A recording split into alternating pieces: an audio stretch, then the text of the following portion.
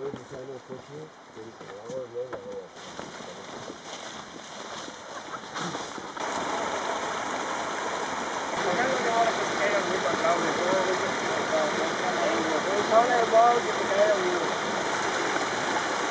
I tu quan vas així? I així anem després que mos grave.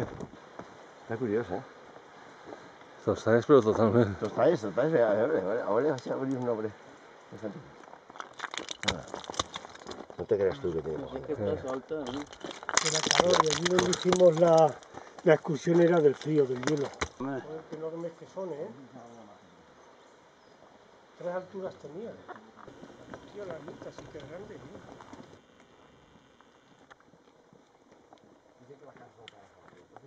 De 3 por 2 a lo mejor dentro, pues 10 o 12 años.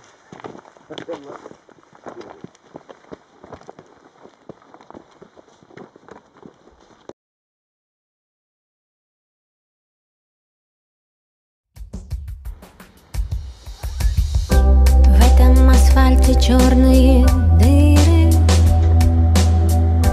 в этих лужах с неба вода. В этом городе только машины, холодные взгляды, пустые дома. Мы отражение в стеклянных витринах, мы отражение в темной воде. Мы пчелы, аулья, квартиры, с полоской неба в закрытом окне.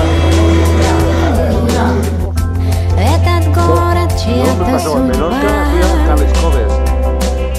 Миллионы жизней, тысячи дорог. Ты идешь по нему, и я. В нем есть выход, в него есть вход. В нем есть выход. В этом колодце чистое небо. В этом доме хлеб.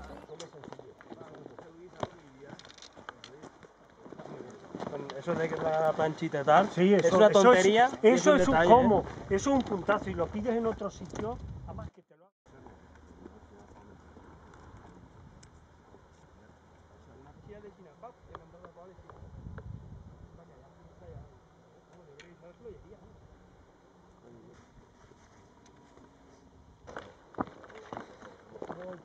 Sí, sí, ha començat per ahí, sí, claro. Que eso no se m'ha equivocat, ni que per ahí no és, que n'hi ha que pujar per acá. Vos dit, però Sí, sí. este sender és local Sí, sí, i... sí que ficava així lo del castellano, sí.